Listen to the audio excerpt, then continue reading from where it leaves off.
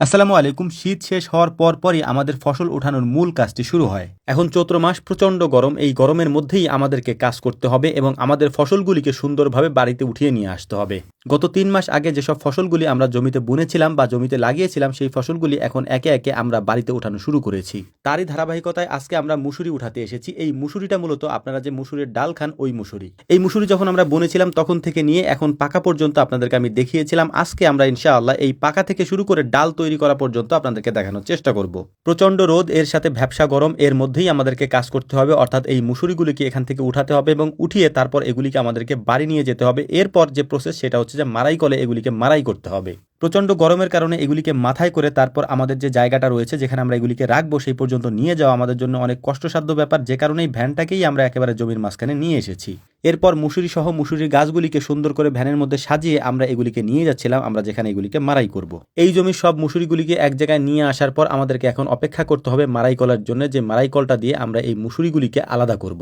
মারাই কলটা আসার পর আমাদের এখন মূল কাজ হচ্ছে এই মুসুরিগুলিকে মারাই করা। এই কাজটা মূলত আমি নিজেই করে থাকি, অর্থাৎ যখন ওনারা এই গাড়িটা নিয়ে আসে তখন ওনারা একটু বিশ্রামে থাকে আর আমি এই কাজগুলি করার চেষ্টা করি, যদিও আলহামদুলিল্লাহ এটা আমি ভালোভাবেই পারি। এ কারণেই ওনারা যখন আসেন এবং ওনাদের এই কাজগুলি করতে তেমন একটা কষ্ট হয় না, কারণ আমরাই এই কাজগুলি ওনাদেরকে করে দিই অনেকাংশে। তো আলহামদুলিল্লাহ দেখতে দেখতে আমাদের মুসুরি মারাইয়ের কাজটা খুব সুন্দরভাবে এগিয়ে চলছিল। ওনারা আমাদেরকে একটু হেল্প করছিল, অর্থাৎ আমাকে ধরিয়ে দিচ্ছিল এবং আমি সুন্দর করে এগুলিকে মারাই করছিলাম। মুসুরি সম্পর্কে কিছু কথা আপনাদেরকে বলে নিই। এখন যে মুসুরিটা আমরা মারাই করছি এটা একেবারে পিওর দেশি মুসুরি। এই দেশি মুসুরিটাই আমরা কিছুদিন আগে বুনেছিলাম, অর্থাৎ প্রায় ৩ মাস আগে বুনেছিলাম। জমিতে পেকে যাওয়ার পর এখন আমরা এটাকে মারাই করছি। ছোট দানার এই দেশি মুসুরিগুলি বাজারে এখন তেমন একটা পাওয়া যায় না। এখন বাজারে বেশিরভাগই হাইব্রিড জাতের বড় বড় মুসুরির দানাটা পাওয়া যায়। এর পেছনে যথেষ্ট কারণও রয়েছে। এর কারণ হচ্ছে এই দেশি মুসুরিগুলি ফলনে অনেক কম হয়, যে কারণেই অনেকেই হচ্ছে এই দেশি মুসুরিগুলি বুনতে চায় না। তারা হাইব্রিড মুসুরিটা বনে, এতে ফলন অনেক বেশি হয়। তবে আমরা দেশি মুসুরিটা বুনি, গত বছর থেকে এটা শুরু করেছি। আপনাদেরকেও বলেছি যে আমরা দেশি মুসুরিটাই বুনবো, যদিও ফলন কম হয় তবুও আমরা এটাই বুনবো। আলহামদুলিল্লাহ আমরা সেটাই বুনেছি।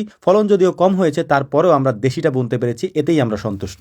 আলহামদুলিল্লাহ মুসুরি মারাই করা হয়ে যাওয়ার পর যখন মেশিনটা চলে গেল তখন আমরা মুসুরিগুলিকে আলাদা করে রেখেছি। এর পাশাপাশি মুসুরির যে ভুসিগুলি আছে এবং এর যে কাটাগুলি আছে এগুলিকে মূলত আমরা বস্তাবন্দি করেছি, কারণ এগুলিকে আমরা গরুর খাবার হিসেবে ব্যবহার করি। এর মধ্যে মুসুরির যে ভুসিটা হয় এই ভুসিটা গরু অনেক ভালো খায়। তো যাই হোক, আলহামদুলিল্লাহ মুসুরিগুলিকে আমরা বাড়িতে নিয়ে এসে রোদ্রে শুকিয়ে এখন আমরা এটাকে মেলে নিয়ে এসেছি। মিলে আনার পর এটা থেকে আমরা এখন ডাল তৈরি করব।